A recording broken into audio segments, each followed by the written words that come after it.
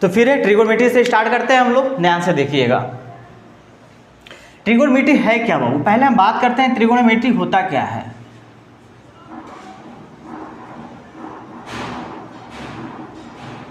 Trigonometry, ठीक है, ये होता क्या है? देखिए ये 3 शब्दों से मिलकर बना हुआ है। किन किन से मिलकर बना हुआ है? तो 3 शब्दों से मिलकर बना हुआ है। ये तीनों शब्द ग्रीक भाषा के लैटिन शब्द हैं, ग्रीक भाषा के शब्द हैं जिनसे ये मिलकर बना है। तो देखिए क्या होता है बाबू, इसमें 3 शब्द होते हैं, एक ट्राई होता है, एक गॉन होता है और एक मेट्रॉन होता है, ठीक है।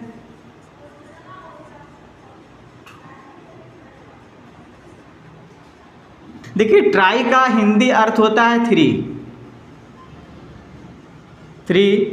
गॉन का अर्थ होता है साइड और मेट्रॉन का अर्थ होता है मेजर।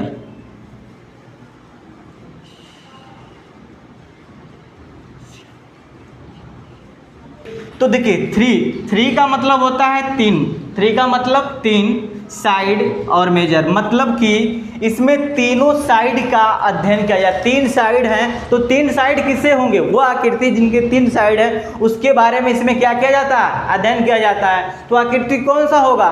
ट्रायंगल ही होगा ना। 3 साइड किस में हो सकता है? ट्रायंगल के अलावा तो कोई दूसरी साइड आकृति बनेगी नहीं। तो ट्रायंगल के तीनों साइडों के बारे में और तीनों एंगलों के बारे में जो अध्ययन किया जाता है वही हमारा ट्रिगोनोमेट्री कहलाता है। बात समझ में आया? ये तीनों के तीनों ग्रीक वर्ड हैं। ये तीनों क्या हैं? हमारे ग्रीक वर्ड हैं। क्या हैं बाबू? तो ये ग्रीक वर्ड हैं।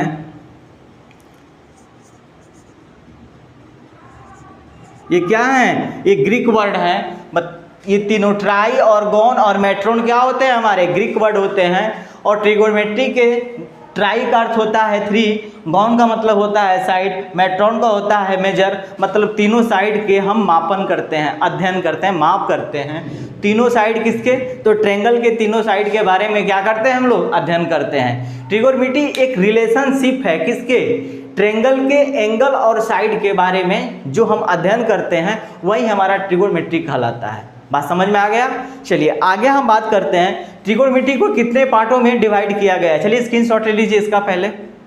चलिए गया है ट्रिगोनोमेट्री को कितने पार्ट में बांटा गया है बाबू? तो 2 पार्ट में बांटा गया है। ध्यान से देखिएगा। पहला पार्ट होता है बाबू ट्रायंगल। क्या होता है? ट्रायंगल। ट्रायंगल। और दूसरा पार्ट होता है ज्योमेट्री।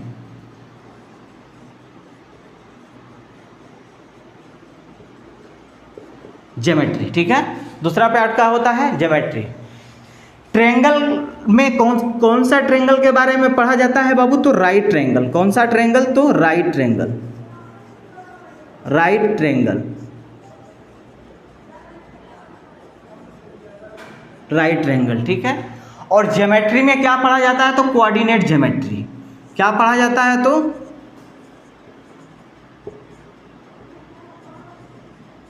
Coordinate geometry.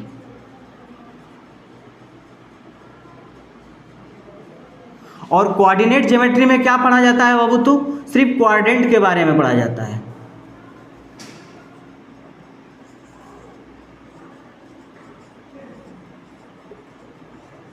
मतलब कि चतुर्थांश के बारे में सिर्फ पढ़ा जाता है।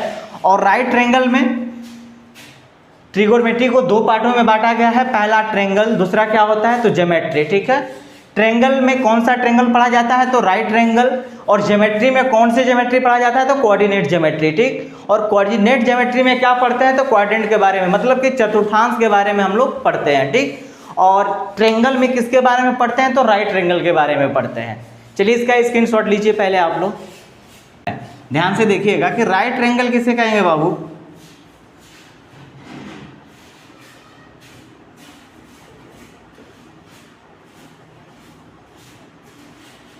देखिए राइट ट्रायंगल क्या है?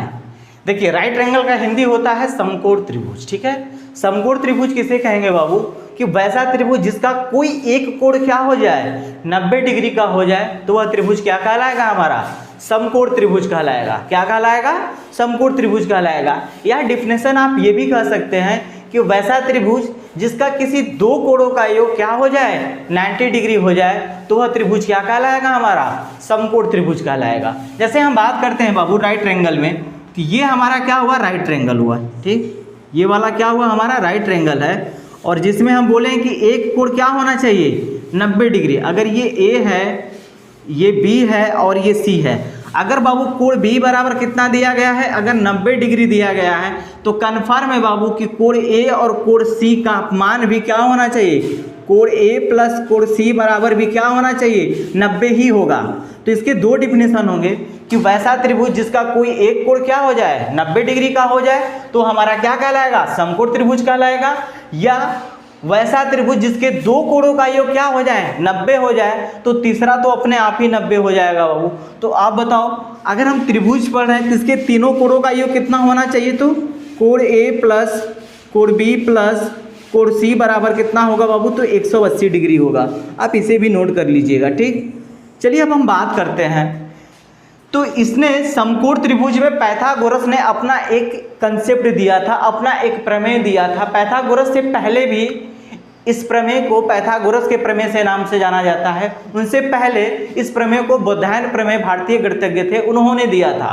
ठीक है, तो सबसे पहले पाइथागोरस प्रमेय का दूसरा नाम क्या होता है, तो बोधायन प्रमेय होता है, जो कि पाइथागोरस से पहले भारतीय गणितज्ञ बोधायन ने दिया था, इसलिए उनके नाम से इस प्रमेय का नाम बोधायन प्रमेय है। और उनके बाद पाइथागोरस ने इस प्रमेय को दिया था, इसलिए इस प्रमेय का नाम हम लोग क्या बोलते हैं, पाइथागोरस प्रमेय कहते हैं। ठीक है, आपसे कभी कभी सवाल में ये पूछ देता है कि पाइथागोरस का दूसरा नाम क्या होता है, तो बोधायन प्रमेय। बोधायन प्रमेय का दूसरा नाम क्या है, तो पाइथागोरस प्रमेय। ठीक है, दोनों सेम है। तो बात करते हैं बाबू, पाइथागोरस ने अपना एक थ्योरम दिया था कि राइट ट्रायंगल में ये वाली जो साइड होती है बाबू, ये परपेंडिकुलर होती है, मतलब कि ये लंब होता है, जिसको कि हम P से डिनोट करते हैं। ठीक है, और ये वाली हमारी साइड क्या होती है बाबू, बेस होता है, जिसको कि स्मॉल b से डिनोट करते हैं, मतलब आधार होता है। क्या होता है, ये आधार होता है। ठीक, और ये वाली जो साइड होती है बाबू, ये हमारा क्या होता है, कर्ण होता है, जिसको हाइपोटेनस इंग्लिश में बोला जाता है, जिसको H से डिनोट करते हैं। ठीक, ये बात आप याद रखिएगा। तो पाइथागोरस ने अपना प्रमेय जो दिया था, पाइथागोरस प्रमेय, वो ये कहता है बाबू, किसी भी समकोण त्रिभुज में कर्ण का जो स्क्वायर होगा ना, शेष दो भुजाओं के वर्गों के स्क्वायर के क्या होगा, बराबर होगा। तो बताओ शेष दो भुजा कौन सी बची बाबू, लंब बचा और आधार बचा। जब मैंने कर्ण का स्क्वायर ले लिया, तो पाइथागोरस ने अपना प्रमेय जो दिया था बाबू, वो ये था कि h का जो स्क्वायर होगा वो p के स्क्वायर प्लस b के स्क्वायर के क्या होगा, बराबर होगा। जब आपको मैं ज्योमेट्री पढ़ाऊंगा तो इस थ्योरम को भी मैं प्रूव करूंगा कि कहाँ से आता है। ठीक, अभी आप ये जानिए कि पाइथागोरस का ये थ्योरम है। ठीक, ये थ्योरम हमारा क्या होता है बाबू, किसका थ्योरम है, तो पाइथागोरस प्रमेय है। इस प्रमेय का क्या नाम है बाबू, तो पाइथागोरस प्रमेय, पाइथागोरस प्रमेय।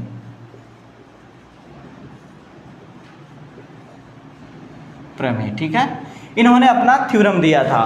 आप बताओ, जब आपको h बराबर इतना मिल गया, तो आप बताओ, सिर्फ आपसे ये पूछा जाए कि आप सिर्फ h बराबर क्या लिखेंगे। ये तो h बराबर था ना, h स्क्वायर बराबर, आपसे कहें कि h बराबर सिर्फ क्या होगा बाबू, जब स्क्वायर हटता है, तो आपने घातांक एंड करणी पढ़ा होगा, उसमें बताया होगा जब स्क्वायर हटेगा तो राइट साइड वाले नंबर पे क्या होगा, रूट हो जाएगा। तो ये कितना आ जाएगा बाबू, p का स्क्वायर प्लस b का स्क्वायर, ये रूट में हो जाएगा। ये सब सारी बातें आपको पढ़ना है। बस आपको इसमें से अगर p दिया रहे, b दिया है, तो h आप फाइंड कर सकते हैं। यदि आपको p दे दे, h दे दे, तो b फाइंड कर सकते हैं। मतलब ये तीन साइड है, तीन हमारे क्या है, वेरिएबल है, जिसमें से किसी दो का मान अगर दिया गया है, तो तीसरे का मान आप क्या कर सकते हैं, फाइंड कर सकते हैं। ठीक, चलिए, जैसे आपसे हम ये कह दें बाबू कि मुझे ये बताओ कि साइन, मतलब कि p बराबर दिया गया है 4, ठीक है, और h बराबर दिया गया है 5।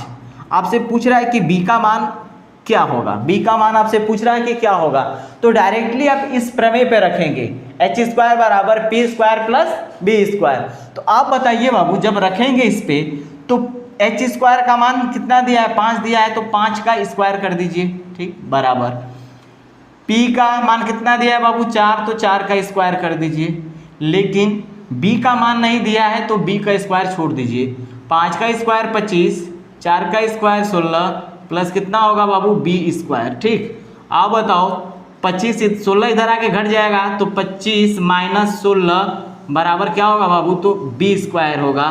तो अब बताओ 25 में से 16 घटाओगे तो कितना बचेगा, 9 बचेगा। ये बी स्क्वायर 9 किसका होता है, 9 अगर रूट में जाएगा बाबू, जब स्क्वायर हटेगा तो इधर रूट चढ़ेगा ना। तो अब बता दो कि b का मान क्या निकल कर आएगा, तो b बराबर 3 आ जाएगा। क्या आ जाएगा, 3 आ जाएगा। तो आप ऐसे क्या करेंगे, मान दिया रहेगा तो मान आप निकाल सकते हैं। चलिए ठीक है, आज की क्लास को यहीं तक रखते हैं, इसे आप नोट कर लीजिए।